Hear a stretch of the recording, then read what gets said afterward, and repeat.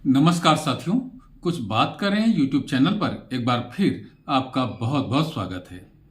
हमारा मानसिक स्वास्थ्य और शारीरिक स्वास्थ्य इस बात पर निर्भर करता है कि हम भोजन कैसा करते हैं और कितनी मात्रा में करते हैं। इस बात पर गीता में भी बहुत चर्चा हुई है। गीता आप जानते हैं कि महाभारत के भीष्म पर्व का एक हिस्सा है, तो गीता में भी इस बात पर चर्चा हुई है और गीता के 6ठे अध्याय का 16वां श्लोक है।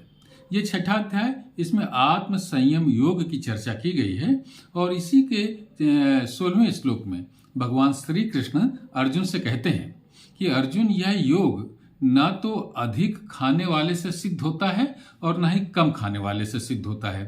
तो इस पर देखिए कि अगर हम अधिक भोजन कर लेते हैं तो उससे हमें पाचन की समस्या हो जाती है, तमाम विकार पैदा हो जाते हैं, दिन भर आलस्य रहता है अगर हम अधिक भोजन कर लेते हैं।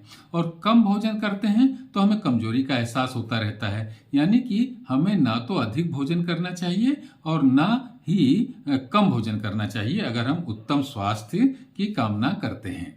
इसी प्रकार 17वें अध्याय के 8वें श्लोक, 9वें श्लोक और 10वें श्लोक पर भी बहुत अधिक विस्तृत रूप से भगवान श्री कृष्ण ने इस पर चर्चा की है कि हमें कैसा भोजन करना चाहिए।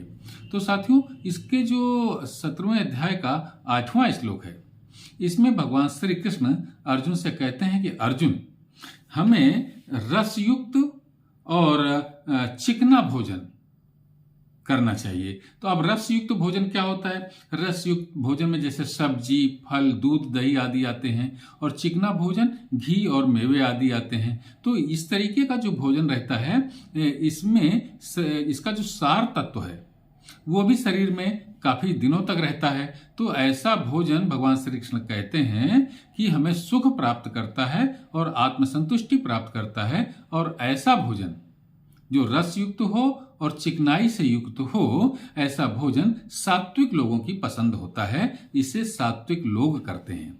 तो इस तरीके का भोजन हमें करना चाहिए जिसमें रस हो और चिकनाई हो। ये सात्विक लोगों की पसंद है। इसी तरीके से 17वें अध्याय के 9वें श्लोक में चर्चा की गई है कि कड़वा भोजन, कड़वा, खट्टा, अधिक नमक युक्त भोजन, अधिक गर्म, तीक्ष्ण और रूखा भोजन और जो भोजन हमें जलन उत्पन्न करता है यानी दाह कारक होता है, ऐसा भोजन जो होता है वो हमारे हृदय, हमारे मस्तिष्क में चिंता को पैदा करता है और रोग उत्पन्न करता है ऐसा भोजन। और यह भोजन राजसी प्रवृत्ति के लोगों की पसंद होता है। राजसी प्रवृत्ति में हम सब मनुष्य लोग आते हैं जिनका सामान्य चिंतन होता है और सामान्य पसंद होती है। तो इस तरीके का भोजन जो कि अधिक नमक युक्त होता है, कड़वे और खट्टे होते हैं, इसमें चाट वगैरह होता है जो हम सब लोगों को बहुत पसंद होती है।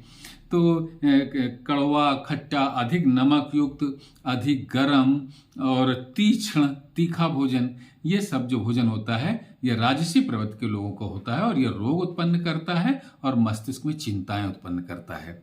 इसी तरीके से तीसरे नंबर पर जो भोजन आता है, तो बासी भोजन करना, अधपका भोजन करना, दुर्गंध युक्त भोजन करना, ये तामसी प्रवृत्ति के लोगों की पसंद होता है। और तामसी प्रवृत्ति के लोग जो होते हैं वो निकृष्ट मानसिकता के लोग होते हैं, ऐसा हम सब लोग जानते हैं।